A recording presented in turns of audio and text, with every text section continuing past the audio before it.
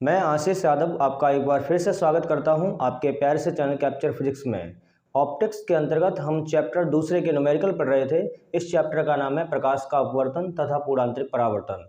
तो अभी तक पिछले लेक्चर्स में हमने न्यूमेरिकल 1 से लेकर न्यूमेरिकल 11 तक कंप्लीट कर लिए थे। तो आज के इस लेक्चर में न्यूमेरिकल हम 12 और 13 यानी न्यूमेरिकल 12 और 13 दो न्यूमेरिकल्स को कवर करेंगे। चलिए देखते हैं। इधर देखिए, जैसा कि मैंने दोनों क्वेश्चंस को बोर्ड पर लिख दिया है। ये क्वेश्चन नंबर 12 है और ये क्वेश्चन नंबर आपका 13। देखिए क्वेश्चन ये लिखा है, एक पदार्थ का अपवर्तनांक √3 है और इसके लिए क्रांतिक कोण का मान ज्ञात कीजिए। और इन्होंने एक वैल्यू दी है मुझे, साइन 35.3 डिग्री का जो मान है वो होता है 1/√3, या फिर कह सकते हैं हम 1/√3 की जगह पर हम क्या लिख सकते हैं, साइन 35.3 डिग्री। देखिए इसका जो आंसर है वो उन्होंने पहले ही दे दिया है, यानी हम इसमें कैलकुलेशन करेंगे और मेरा एक जगह पर आएगा 1/√3 और उसकी जगह पर हम क्या लिख देंगे, साइन 35.3 डिग्री, यानी ये क्रांतिक कोण का मान है। देखिए करते हैं इसको। तो एक पदार्थ का अपवर्तनांक दिया है, हमें क्या दिया है, अपवर्तनांक।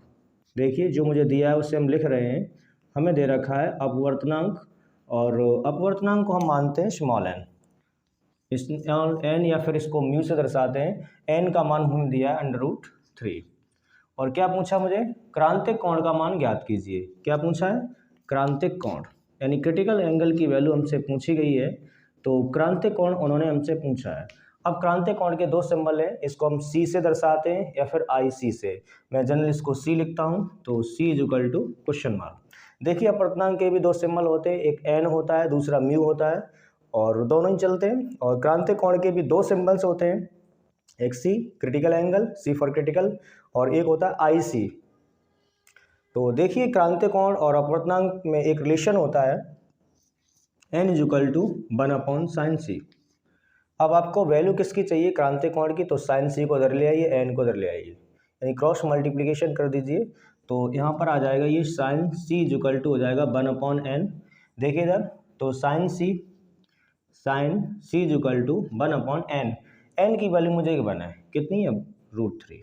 अब आप ये देखिए 1/√3 को वापस हम क्या ले सकते हैं, साइन 35.3 डिग्री, यानी ये साइन 1/√3 जो वैल्यू है वो साइन 35.3 डिग्री का मान है। तो इसकी जगह पर हम लिख सकते हैं साइन 35.3 डिग्री।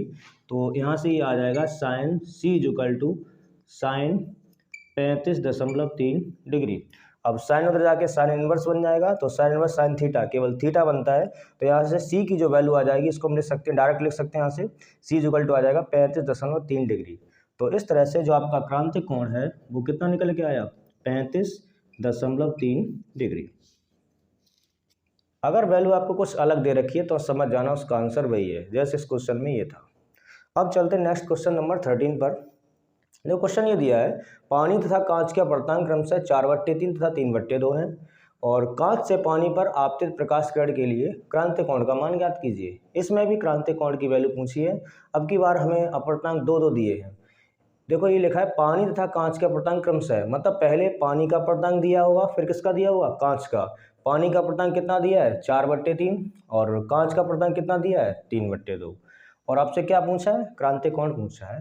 कांच और पानी पर क्रांतिक कोण की वैल्यू पूछी है, यानी C की वैल्यू इसमें भी निकालनी। तो देखिए सबसे पहले हम इसमें हमें क्या दिया है उसको हम लिखते हैं। मुझे दिया है पानी का अपवर्तनांक कितना दिया है, 4/3, और कांच का अपवर्तनांक कितना दिया है, 3/2। तो लिखेंगे इसको हम, पानी को हम यहाँ पर जल यूज करेंगे, तो जल का अपवर्तनांक, देखें इधर, जल का अपवर्तनांक यानी रिफ्रैक्टिव इंडेक्स ऑफ वाटर की वैल्यू हमें दे रखी है, जल का अपवर्तनांक, और = ये मुझे कितना दे रखा है, 4/3। देखिए पानी या जल का अपवर्तनांक कितना दिया है, 4/3, और दूसरा दिया है कांच का अपवर्तनांक कितना दिया है, 3/2। इसको हम लिख रहे हैं यहाँ पर, कांच का अपवर्तनांक, कांच का अपवर्तनांक, देखते रहे यहाँ पर, बहुत सिंपल है ये। कांच का अपवर्तनांक = मुझे कितना दे रखा है, 3/2। अब क्या पूछा आपसे, क्रांतिक कोण, यानी क्रांतिक कोण का मतलब है हमसे C की वैल्यू उन्होंने पूछी है। क्रांतिक कोण को हम C मानते हैं, तो C = क्वेश्चन मार्क। अब देखिए एक चीज़, देखिए कांच का अपवर्तनांक, इसको मुझे सिंबल्स में लिखना आना चाहिए। देखिए इसको कैसे लिखते हैं, अपवर्तनांक को हम मानते हैं n या फिर म्यू। किसका दिया है, जल का, किसका दिया, जल, और जल को इंग्लिश में वाटर कहते हैं, तो उसको हम यहाँ लिखते हैं वाटर। और देखो अगर आपको कोई माध्यम दिया नहीं है कि किसके सापेक्ष दिया है, तो हम यहाँ पर वायु मानते हैं। तो वायु के सापेक्ष जल का अपवर्तनांक, यानी इसको हम लिखेंगे ANW, ए फॉर एयर, वायु के सापेक्ष जल का अपवर्तनांक, वायु के सापेक्ष जल का अपवर्तनांक मतलब इसका होता है इसके सापेक्ष। इसको देखिए कैसे लिखेंगे, कांच का अपवर्तनांक, अपवर्तनांक को मानते हैं हम n, अब कांच को इंग्लिश में ग्लास कहते हैं, तो यानी हमें Ng की वैल्यू दे रखी है।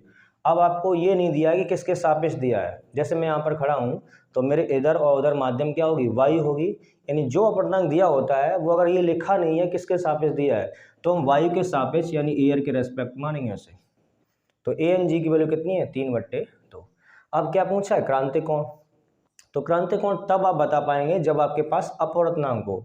अब देखो यहाँ जल और कांच है, कांच से पानी पर, तो अब हम यहाँ पर जल के सापेक्ष कांच का अपवर्तनांक निकालेंगे। किसके सापेक्ष, जल के सापेक्ष कांच का अपवर्तनांक कितना है, तो अपवर्तनांक निकलने के बाद हमें क्रांतिक कोण की वैल्यू मिल जाएगी।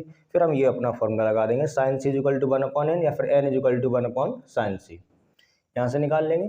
तो अब हम निकालेंगे जल के सापेक्ष कांच का अपवर्तनांक। तो देखो उसको हम कैसे निकालते हैं, जल के सापेक्ष कांच का अपवर्तनांक, इसको हम कैसे निकालेंगे, इसको देखिए, जल के सापेक्ष कांच का अपवर्तनांक, इसको देखो हम क्या लिखेंगे, जल के सापेक्ष कांच का अपवर्तनांक।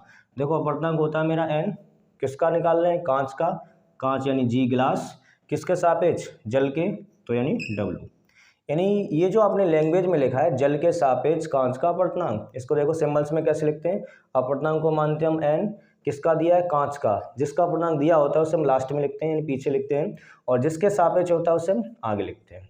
यहाँ मुझे दिया नहीं था किसके सापेक्ष है, तो अगर कोई माध्यम आपको दिया नहीं है तो अपवर्तनांक को हम वायु के सापेक्ष मानते हैं, तो यानी WNG। अब इसको देखिए, WNG, इस फॉर्मूले को हम वायु में कैसे तोड़ सकते हैं, तो देखो इसको हम लिख सकते हैं, यानी WNG को देखो इसको लिखा जा सकता है Ng ये अपॉन ये, Ng अपॉन NW, देखो ये लिखा हो 1n2, तो इसको हम लिख सकते हैं N2 अपॉन N1, यानी दूसरे माध्यम अपवर्तनांक बट्टे पहले माध्यम अपवर्तनांक, यानी देखो ये लिखा था WNG मतलब वाटर के रेस्पेक्ट में ग्लास का रिफ्रैक्टिव इंडेक्स, यानी कांच के सापेक्ष, जल के सापेक्ष कांच का अपवर्तनांक, तो इसको हम लिख सकते हैं ये अपॉन ये, यानी Ng अपॉन NW।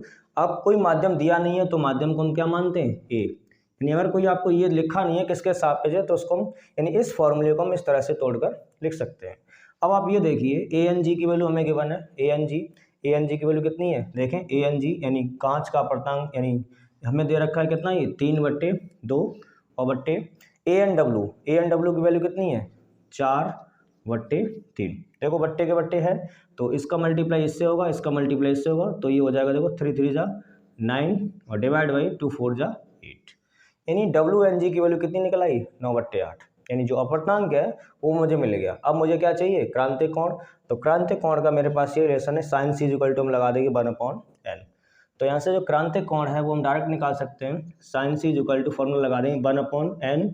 अब यहाँ जो अपवर्तनांक दिया है मुझे वो मेरा जल के सापेक्ष कांच का हमने निकाला है, तो यहीं पे लगा देंगे, देखो ये W है, किसका निकाला मैंने, ग्लास का, और ये निकाल लें तो देखें यहाँ पर ये आ जाएगा sin c = 1/WNG की वैल्यू हमने निकाली कितनी है, 9/8, ये 8 ऊपर आ जाएगा, इसको हम यहाँ से लिख सकते हैं sin c = 8 ऊपर आके हो जाएगा आपका 8/9। अब आपको c की वैल्यू चाहिए तो साइन को उधर भेज दो, साइन उधर जाके क्या बन जाएगा, साइन इनवर्स, इम्प्लाई दैट करके आंसर आ गया आपका c = साइन उधर जाएगा, ये बन जाएगा आपका साइन इनवर्स, और ये कितना आपका 8/9, तो ये आपका आ गया आंसर। तो C यानी जो क्रांतिक कोण है वो हो गया आपका साइन इनवर्स 8/9, ये 9 लिखा है यहाँ पर। तो उम्मीद करता हूँ ये दोनों न्यूमेरिकल्स आपको बखूबी समझ में आए होंगे। तो न्यूमेरिकल्स को देखने के लिए आप हमारे चैनल कैप्चर फिजिक्स को सब्सक्राइब कर सकते हैं, और वीडियो को ज़्यादा से ज़्यादा शेयर कीजिए, लाइक कीजिए, और चैनल को सब्सक्राइब जरूर कीजिएगा। That's all.